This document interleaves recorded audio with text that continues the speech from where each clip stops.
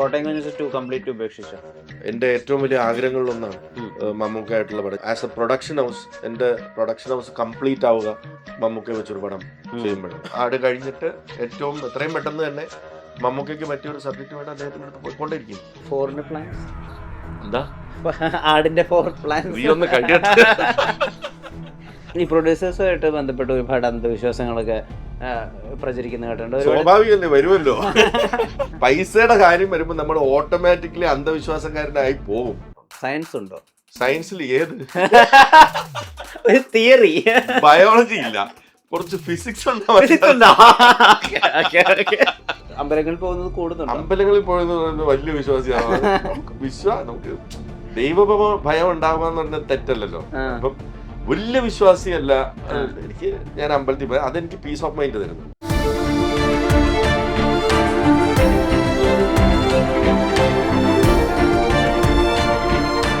Own your pride. Pride Diamond Collections by Joya Lucas, world's favorite jeweler. Oxygen mobile ഉത്സവം. Mobile വിൽപ്പനാനന്തര സേവനത്തിന് 100% guarantee. EMI, cash back, exchange ഓഫറുകൾക്ക് പുറമെ അത്യുഗ്രൻ സമ്മാനങ്ങളും. Think mobile, think oxygen. Oxygen, the smartphone expert. ആട് 3 2019 release ചെയ്യാൻ വേണ്ടി പ്ലാൻ ചെയ്യുമ്പോൾ അതൊരു 3D സിനിമ ആക്കുമെന്നൊക്കെ പ്ലാൻ ഉണ്ടായിരുന്നു.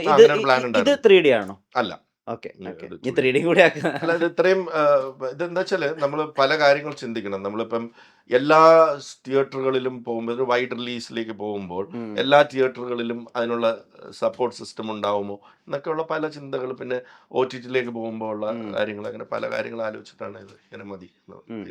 ടോക്സിക്കിലേക്ക് എനിക്ക് എന്തായാലും വരേണ്ടതുണ്ട്. ആ സിനിമയുടെ ടീസർ ഇറങ്ങുന്നു, വ്യത്യസ്തമായിട്ടുള്ള അഭിപ്രായങ്ങൾ ആ ടീസർ രൂപപ്പെട്ടു വരുന്നു. വിജയ് ബാബു വളരെ ശക്തമായിട്ടുള്ള അഭിപ്രായമാണ് പറഞ്ഞത്. ഞാൻ ആ ടീസറിനെ കുറിച്ചല്ല പറഞ്ഞത്. എനിക്ക് അനിമൽ ഭയങ്കര ഇഷ്ടമുള്ള പടമാണ്.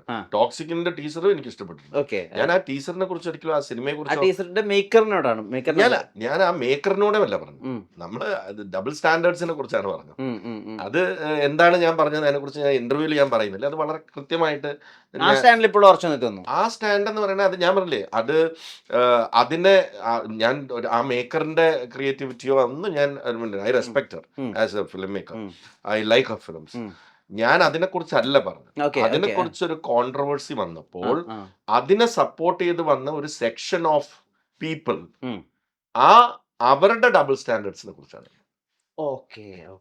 അതിനെ ഞാൻ കോണ്ടന്റ് ഒരു however you want make the content, അത് നമുക്കിവിടെ ചെയ്യാം. അതിന്റെ മേക്കിങ്ങിനെ കുറിച്ച് ഒന്നും ഞാൻ പറയുന്നത്. Because even the producers of toxics or the people involve in it are very close to, I mean, I know them personally. Fine.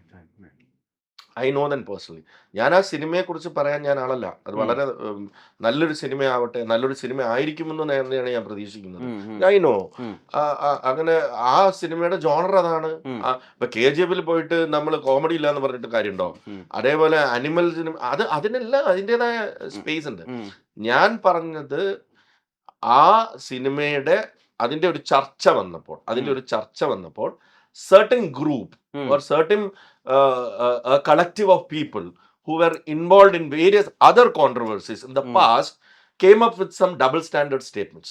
Okay, fine. Which I am against. Okay.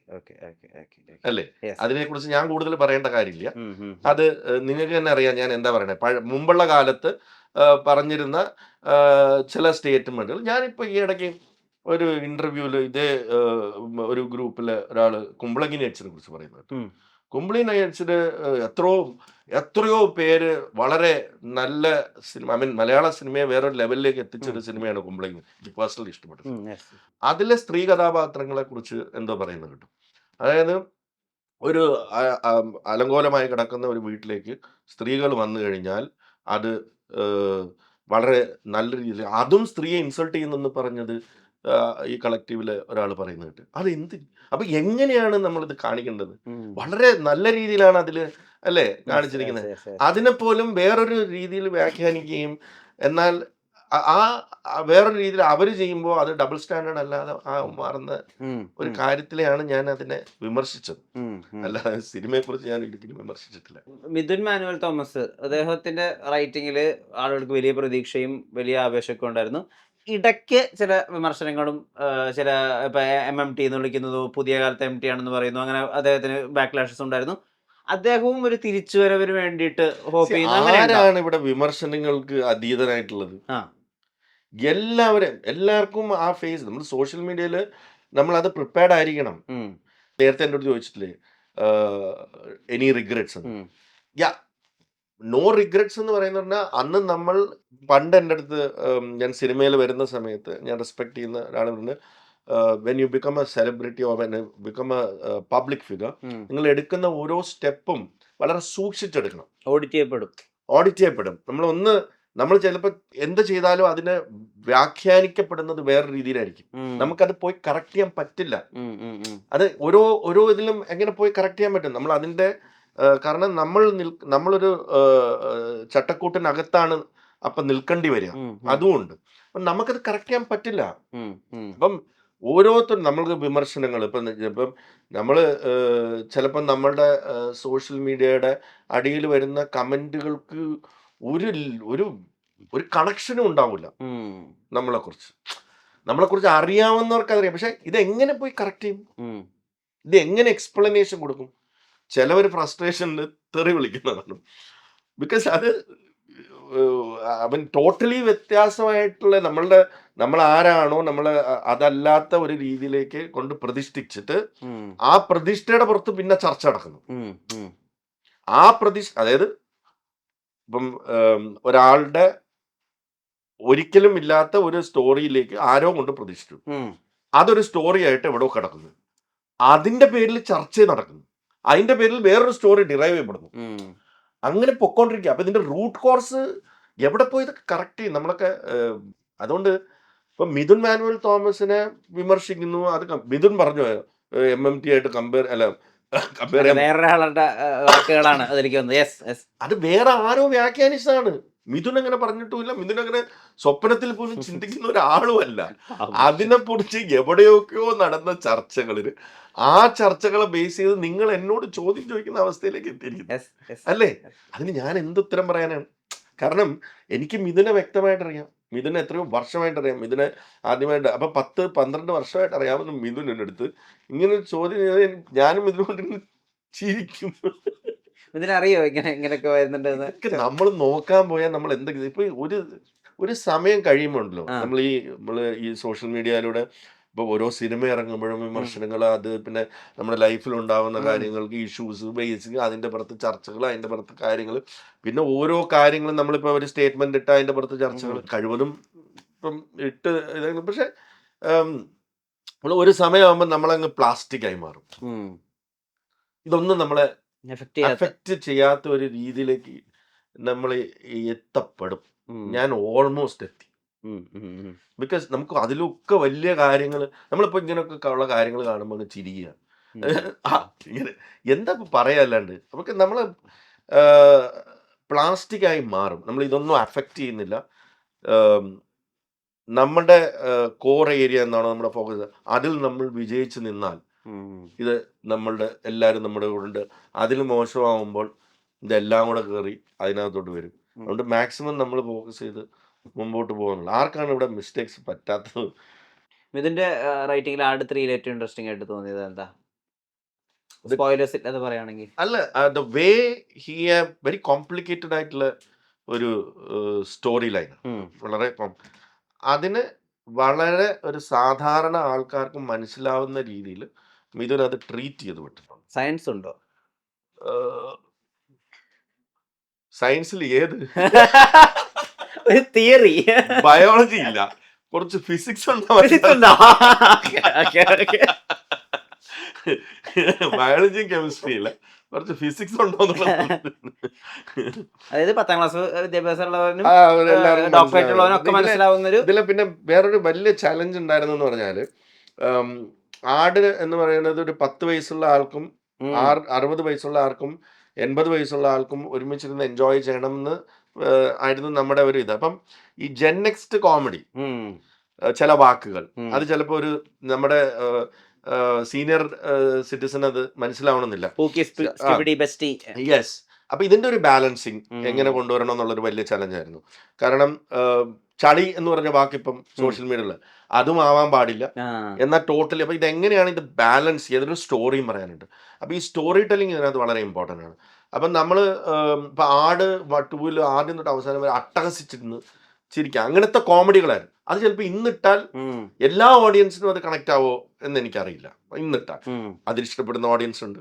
അപ്പം അതിൻ്റെ അന്ന് 15 വയസ്സുണ്ടായിരുന്ന ആൾക്ക് ഇന്ന് 25 വയസ്സുണ്ട് ആട് വണ്ണിറങ്ങുമ്പോൾ.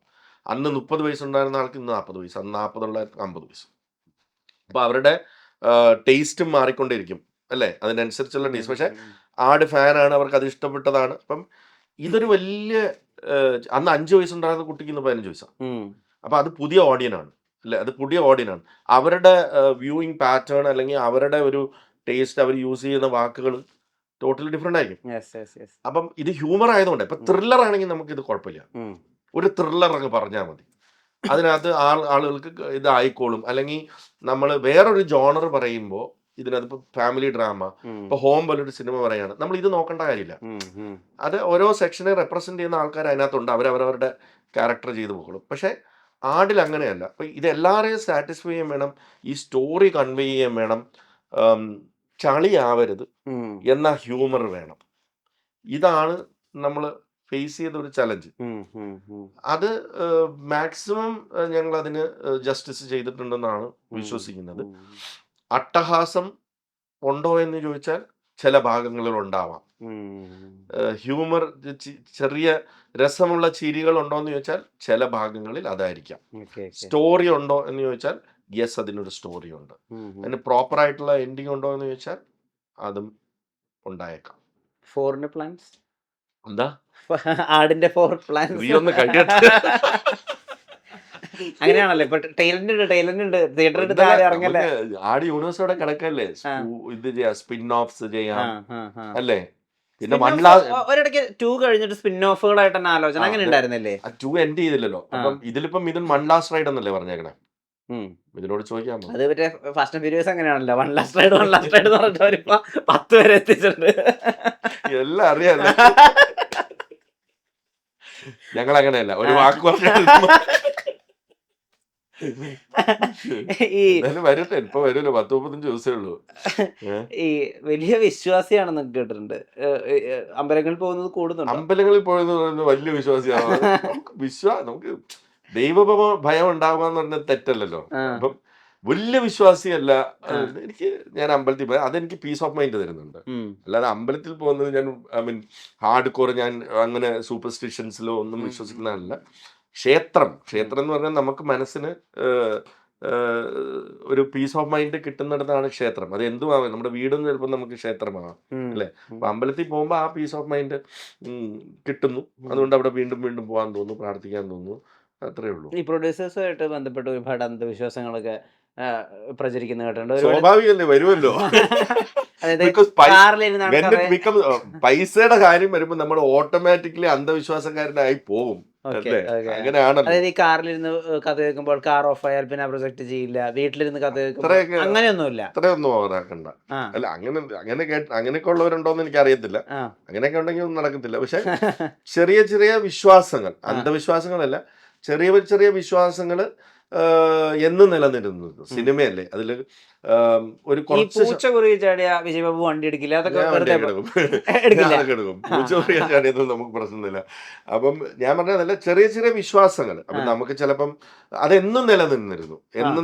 ഇപ്പൊ നമുക്ക് ഒരു ഹിറ്റ് ഉണ്ടാവുമ്പോ അപ്പൊ അതിന്റെ ഫാക്ടർ, അന്ന് ഞാൻ ഇങ്ങനെ ഇത് ചെയ്തിരുന്നപ്പം അങ്ങനെയൊക്കെ വരുന്നതിന് തെറ്റൊന്നുമില്ല. അതൊക്കെ ഒരു രസമായിട്ട്, ആരും ബുദ്ധിമുട്ടിക്കാത്ത നമ്മുടെ കാര്യങ്ങൾ നടന്നു പോകുന്നവരിലോട്ട് ഒരു കുഴപ്പമൊന്നുമില്ല.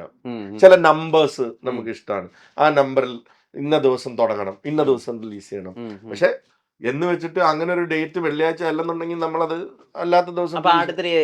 തുടങ്ങിയത് ആട് ദിവസം മാർച്ച് 15-ാം തീയതി, അല്ല മെയ് 15-ാം തീയതിയാണ് തുടങ്ങിയത്.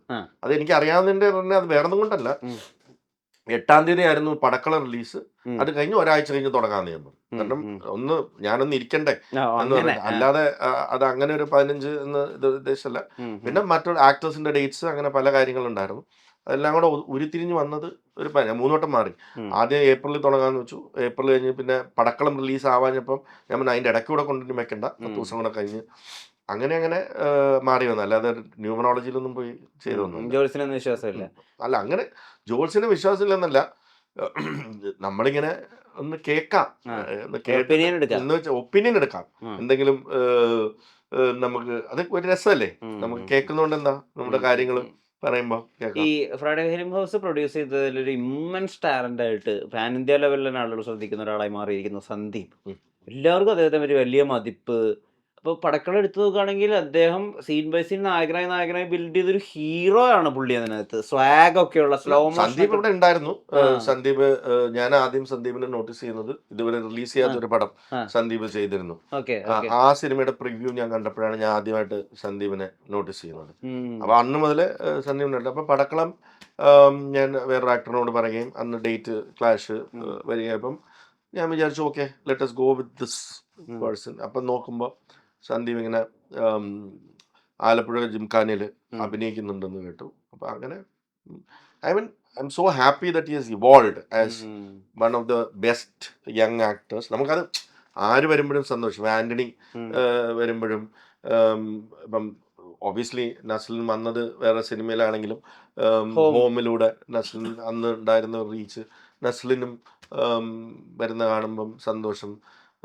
അങ്ങനെ ഓരോ ആക്ടേഴ്സും നമ്മുടെ സിനിമയിൽ ഇപ്പൊ ഇന്ദ്രൻ സേട്ടന്റെ ലൈഫ് അങ്ങോട്ട് വേറൊരു മാഗ്നിറ്റ്യൂഡിലേക്ക് പോകുന്നത് ഇതിലാണ്. രജിഷ, അങ്കമാലി ഡയറക്ഷനിൽ ഉണ്ടായിരുന്ന എല്ലാ ആക്ടേഴ്സും. പിന്നെ അങ്ങനെ നോക്കുകയാണെങ്കിൽ ദേവ്മോഹൻ, ഇപ്പം അന്ന് നമ്മുടെ മങ്കിപ്പനിലെ സനൂപ് ഇന്ന് വളർന്നു വലുതായി ഇപ്പൊ ഇറങ്ങാൻ പോകുന്ന ഒരു സിനിമയിൽ നിങ്ങൾക്ക് കാണാം സനൂപിനെ. അത് കണ്ടപ്പോൾ എനിക്ക് ഭയങ്കര സന്തോഷായി. അതിന്റെ ഡയറക്ടറാണ് കത്തനാർ പോലെ വലിയൊരു ആണോ അവര് പറഞ്ഞിട്ടത്. അപ്പൊ അങ്ങനെ കാണുമ്പോൾ നമുക്ക് സന്തോഷമാണ്. Like doing well. അത് നോട്ട് ഓൺലി ആക്ടേഴ്സ് കേട്ടോ, ഐ മീൻ ഡയറക്ടേഴ്സ്. നമ്മൾ 16 ഡയറക്ടേഴ്സിനെ ലോഞ്ച് ചെയ്തു. Rojin doing such a big film like Kathanar. ഞാൻ അതിൻ്റെ കുറച്ച് വർക്ക് കണ്ടിരുന്നു. I was really happy to see the way he has evolved as a director. Mithun Menon, Vipin Das, Ahammed Kabir, ഇതൊക്കെ നമ്മൾ അവരെല്ലാം നല്ല നല്ല പ്രോജക്ട്സും ഒക്കെ ചെയ്ത് അത് വിജയിക്കുന്ന കാണുമ്പോൾ V really DOPs, I mean music directors, അങ്ങനെ എത്ര പേരെ നമ്മൾ ഇൻഡസ്ട്രിയിലേക്ക് കൈപിടിച്ച് കൊണ്ടുവന്നിട്ടുണ്ട്. ഇപ്പം കത്തനാരി തന്നെ നോക്കുകയാണെങ്കിൽ നീലാണ് ക്യാമറ ചെയ്യുന്നത്, പുള്ളി മങ്കിപ്പനിലൂടെ വന്നതാണ്. രാഹുൽ സുബ്രഹ്മണ്യമാണ് മ്യൂസിക് ചെയ്യുന്നത്. I mean such a big പ്രോജക്റ്റിന്റെ music is done wonderfully well. അപ്പം അതൊക്കെ അപ്പോൾ ഓരോ ഡിപ്പാർട്ട്മെന്റ്സിലും നമ്മൾ കൊണ്ടുവന്നിട്ടുള്ളവരുണ്ട്. അവരൊക്കെ നല്ല നിലയിലാവുകയും നല്ല പ്രോജക്ട്സ്, ചെറുതും വലുതുമായിട്ടുള്ള നല്ല പ്രോജക്ട്സ് ചെയ്യുന്നതും അക്ലോഡ്സും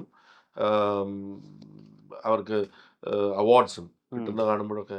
ഈ സത്യന്റെ ബയോപിക് ജേട്ടന് വെച്ചാൽ സംഭവിക്കോ? അത് അന്ന് കോവിഡ് കാരണം അത് അന്ന് നമ്മളിത് ചെയ്ത് കഴിഞ്ഞിട്ട് അതിനൊരു ടൈം ലൈൻസ് ഉണ്ടായിരുന്നു. അപ്പോൾ ആ ടൈം ലൈൻസ് ഇതിൽ നടന്നില്ല. അത് വലിയൊരു പ്രോജക്റ്റാണ്. അപ്പോൾ അതിന് ശേഷം പല പല ഇഷ്യൂസ് ഉണ്ടായല്ലോ. അപ്പം ബാക്ക്ലോഗ്സ് ആയിട്ടുള്ള സിനിമകൾ ഉണ്ടായിരുന്നു. വാലാട്ടി, ഇത് പടക്കളം, ഇപ്പം ആട് എല്ലാം കഴിഞ്ഞു. ഇനി അത് എനിക്ക് ഏറ്റവും ചെയ്യണമെന്ന് ആഗ്രഹമുള്ള ഒരു പ്രോജക്റ്റാണ്. ഭയങ്കര ആഗ്രഹമുള്ള പ്രോജക്റ്റ്.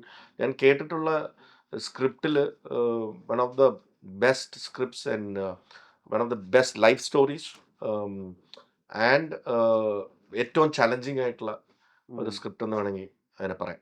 കോട്ടയം കുഞ്ഞച്ചൻ 2 കംപ്ലീറ്റ് ഉപേക്ഷിച്ചോ?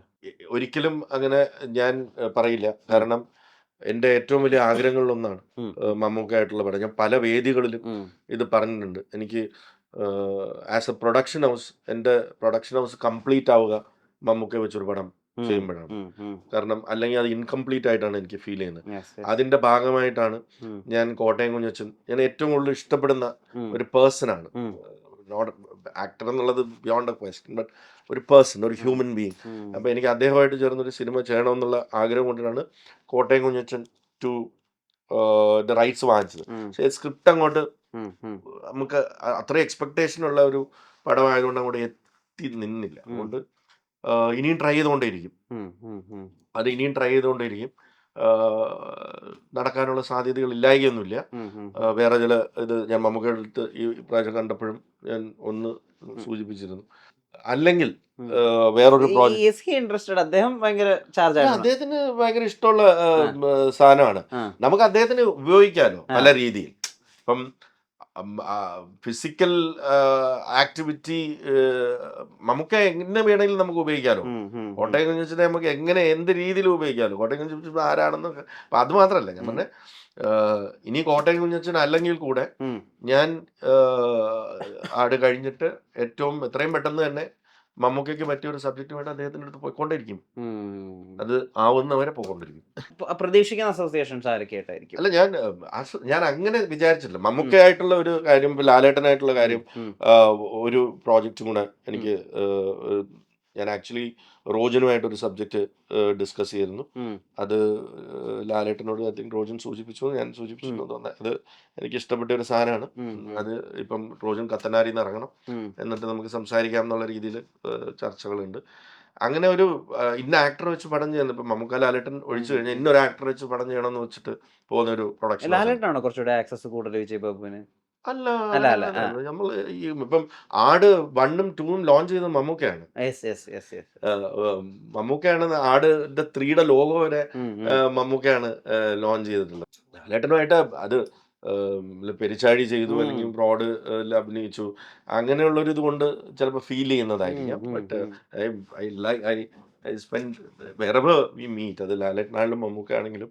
ഇപ്പം ലാലേട്ടനും മമ്മൂക്കയായിട്ടുള്ള ബന്ധം എന്ന് പറയുന്നത്, അല്ലെങ്കിൽ ഇൻഡസ്ട്രി ആയിട്ടുള്ള എൻ്റെ ബന്ധം തുടങ്ങുന്നത് സിനിമാ ജീവിതം തുടങ്ങിയതിന് ശേഷമല്ലല്ലോ.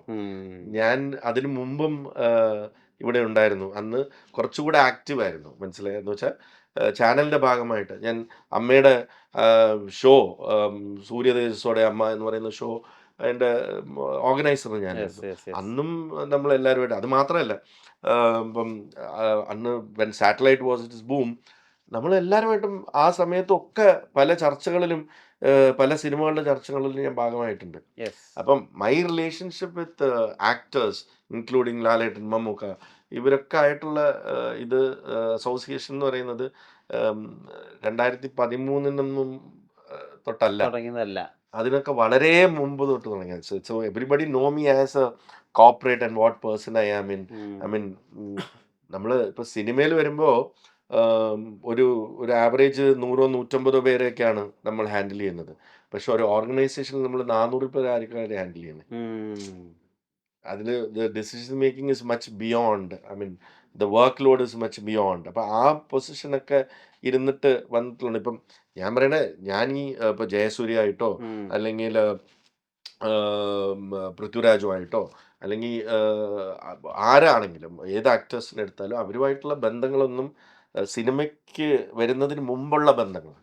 അവരൊക്കെ എന്നെ അത് ഈ പ്രൊഡ്യൂസേഴ്സ്, ഇപ്പം എൻ്റെ ഫ്രണ്ട്സ് എന്ന് പറയുന്ന പ്രൊഡ്യൂസേഴ്സ് ആണെങ്കിലും ഡയറക്ടേഴ്സ് ആണെങ്കിലും അവരുമായിട്ടുള്ള ബന്ധമൊക്കെ ഒന്ന് ആസ് എ ചാനൽ ഹെഡ് അവർ എൻ്റെ അടുത്ത് കഥ പറയാൻ വന്നിട്ടുണ്ട്, അവർ വിൽക്കാൻ വന്നിട്ടുണ്ട്, സംസാരിക്കാൻ വന്നിട്ടുണ്ട്, ലോഞ്ചസിന് ഞാൻ പോയിട്ടുണ്ട്, പല സിനിമയുടെയും ഭാഗമായിട്ടുണ്ട്. അപ്പം ആ ബന്ധങ്ങളിൽ നിന്ന് ഒരു ഷിഫ്റ്റായിരുന്നു, എൻ്റെ ഒരു പ്രൊഫൈൽ ഷിഫ്റ്റ് മാത്രമാണ് ടു പ്രൊഡ്യൂസർ ആൻഡ് ആക്ടർ.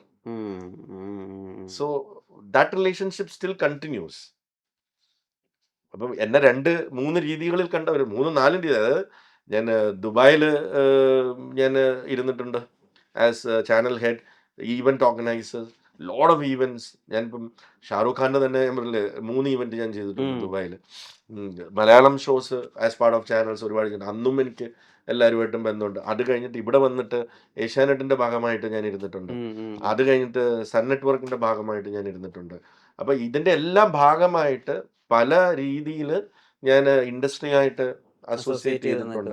അത് പ്രൊഡ്യൂസേഴ്സ്, ഡയറക്ടേഴ്സ്, ആക്ടേഴ്സ്, ടെക്നീഷ്യൻസ്.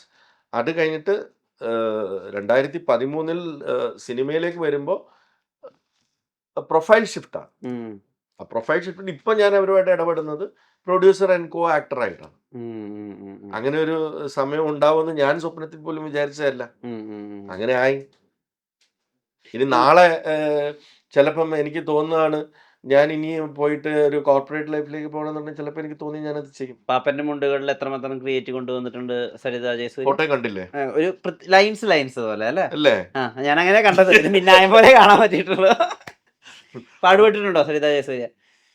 ആ ഒരു സ്റ്റെഫി കോസ്റ്റ്യൂം ഡിസൈനർ സ്റ്റെഫിയാണ്. സ്റ്റെഫി ഒരുപാട് സിനിമയിൽ കഷ്ടപ്പെട്ടിട്ടുണ്ട്. കാരണം എത്രയോ നാൾ ഇതിന്റെ പർച്ചേസുമായിട്ട് നടന്നിട്ടുണ്ട്. അല്ല, ഇതിന്റെ കോസ്റ്റ്യൂമിന്റെ മാഗ്നിറ്റ്യൂഡ് വളരെ വലുതാണ്. സരിത പാപ്പന്റെ കോസ്റ്റ്യൂം ഡിസൈൻ ചെയ്തിട്ടുണ്ടെങ്കിലും കോസ്റ്റ്യൂം കേർട്ടസി എന്നുള്ള രീതിയിലാണ്.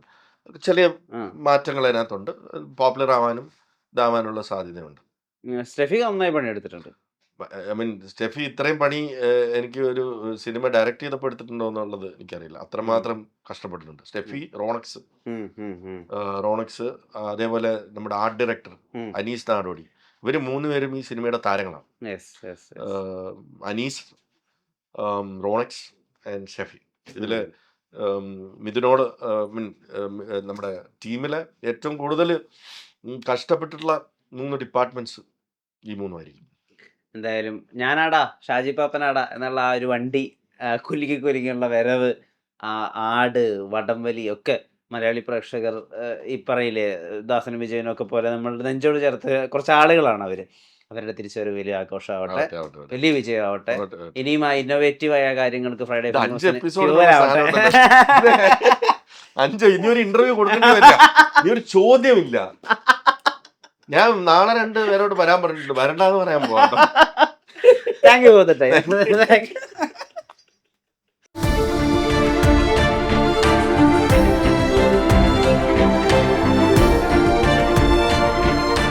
Own your pride. Pride Diamond Collections by Joya Lucas, world's favorite jeweler. Oxygen mobile ഉത്സവം. മൊബൈൽ വിൽപ്പനാനന്തര സേവനത്തിന് 100% guarantee. EMI, cash back, exchange ഓഫറുകൾക്ക് പുറമെ അത്യുഗ്രൻ സമ്മാനങ്ങളും. Think mobile, think oxygen. Oxygen, the smartphone expert.